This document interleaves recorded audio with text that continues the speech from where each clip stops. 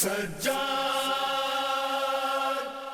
ہے سجاد سجاد اعوذ باللہ من الشیطان الرجیم، بسم اللہ الرحمن الرحیم۔ امام زین العابدین علیہ السلام کے دور میں جہاں سیاسی اور فکری حالات خراب تھے، وہاں اس دور کو سنوارنے میں جو کوششیں امام علیہ السلام نے کی ہیں، ان میں سے ایک یہ ہے جو امام علیہ السلام کے سامنے ایک مشکل تھی، وہ یہ تھی کہ وہ علماء امام علیہ السلام کے دور میں جو اپنے ذمہ داری پر عمل نہیں کر رہے تھے۔ کون سی ذمہ داری؟ وہ ذمہ داری جو خود قرآن نے علماء کے لیے بیان فرمائی ہے۔ قرآن نے واضح طور پر یہ بیان کیا کہ اذ قال لتبیننہ للناس ولا تکتمونہ، کہ علماء کی ذمہ داری یہ ہے کہ حقیقت کو لوگوں تک پہنچائیں، لوگوں کے سامنے حقیقتوں کو بیان کریں، ان سے چھپائیں نہ۔ سوال یہ پیدا ہوتا ہے، جب علماء لوگوں سے حقیقتوں کو چھپانے لگتے ہیں اور واضح بیان نہیں کرتے ہیں تو اس کا نقصان کیا ہوتا ہے؟ اس کا نقصان یہ ہوتا ہے کہ پھر عبد الملک بن مروان جیسے لوگ برسر اقتدار آ جاتے ہیں۔ لہٰذا امام علیہ السلام نے اس دور کے مشہور عالم دین محمد بن مسلم شہاب زہری کے نام ایک خط لکھا، جس نے اپنے وظیفے پر، اپنی ذمہ داری پر عمل کرنا چھوڑ دیا تھا اور دربار کا رخ کر لیا تھا۔ یعنی گویا یوں کہا جائے، امام علیہ السلام کا خط درباری علماء کے نام، یعنی وہ عالم دین کہ جو اپنی ذمہ داری کو چھوڑ کے دربانی بن جائے اور درباری بن جائے، تو پھر امام علیہ السلام کی کیا ذمہ داری ہے؟ امام علیہ السلام محمد بن مسلم شہاب زہری کے جو اس وقت کا عالم دین ہیں، اس کی فضیلت کو بیان کرنے کے بعد اور یہ کہنے کے بعد کہ تم فقیہ ہو، اس سے انکار نہیں ہے، تم عالم دین ہو، اس سے انکار نہیں ہے، لیکن کیونکہ تم درباری بن چکے ہو اور تم اپنے ذمہ داری پر عمل نہیں کر رہے ہو، تمہاری حالت کیا ہو گئی ہے؟ فقد اصبحت بحال ينبغي لمن عرفك بها ان يرحمك، تمہاری حالت ایسی ہو گئی ہے کہ اگر تم صبح کرو اور اٹھو صبح کو تو لوگ تمہیں دیکھ کر تم پر رحم کریں۔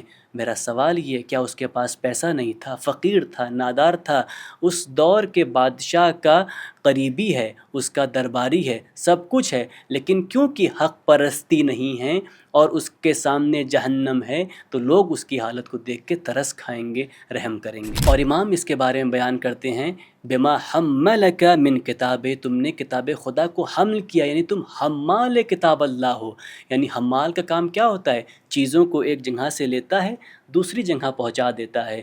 یعنی گویا کہ تم نے کتاب خدا کی تعلیمات کو لیا، لوگوں تک پہنچا دیا، خود اس پر عمل نہیں کیا۔ انسان پہلے خود عمل کرے، پھر لوگوں تک پہنچائے، یہ عالم کی ذمہ داری ہے۔ اور پھر عالم دین کا، محمد بن مسلم شہاب زہری جیسے لوگوں کا دربار سے، ظالم بادشاہ سے نزدیک ہونے کا کیا نقصان ہے؟ امام فرماتے ہیں، وَعْلَمْ أَنَّ أَدْنَى مَا كَتَمْتَ وَأَخَفَّ مَا احْتَمَلْتَ أَنْ آنَسْتَ وَحْشَةَ الظَّالِمِ، تو نے ظالم سے نزدیکی اختیار کر کے اس کے ظلم کو آسان کر دیا۔ یعنی اب جب وہ کسی پر ظلم کرے گا تو اس کے پاس ایک جواز ہوگا کہ دیکھو اتنے بڑے عالم دین تو میرے ساتھ ہیں، اگر میں تم پر ظلم کر رہا ہوں تو پھر ہمارے ظلم کے خلاف آواز نہ اٹھاؤ۔ اور اس کے بعد صرف یہ نہیں کہ تم نے ظالموں کی وحشت کم کر دی ہے، وَسَهَّلْتَ لَهُ طَرِيقَ الْغَيِّ، اور اس کے لیے ظلم و زیادتی کے طریق کو آسان کر دیا ہے۔ اگر علماء ظالموں سے نزدیک ہوں گے تو اس کے ظلم کا راستہ آسان ہو جائے گا۔ پھر امام اس خط میں لکھتے ہیں کہ تم نے جو نزدیک ہو گئے ظالموں سے کیا کیا ہے؟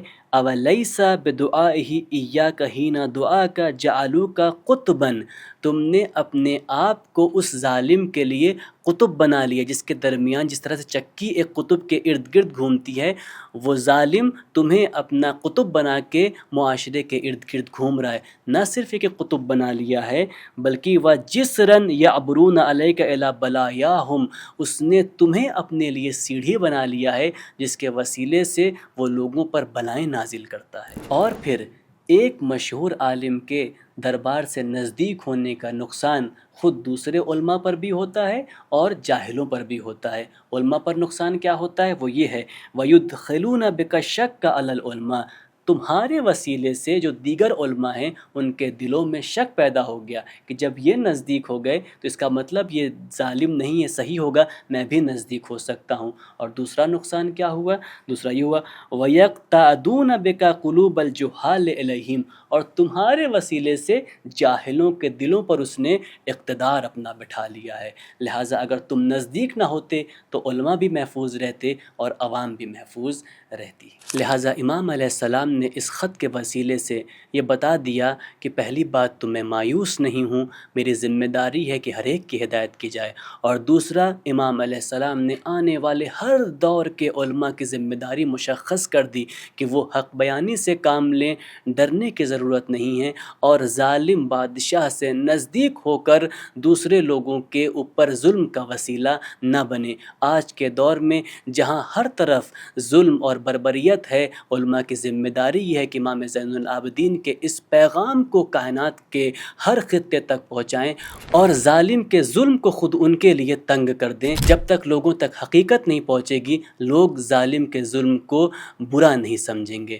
ہم دعا کرتے ہیں خدایا ہم سب کو توفیق عطا فرمائے کہ ہم اپنی ذمہ داریوں پر عمل کرتے ہوئے امام علیہ السلام کے محبوب ترین چاہنے والوں میں ہمارا شمار ہو۔ والسلام علیکم ورحمۃ اللہ وبرکاتہ۔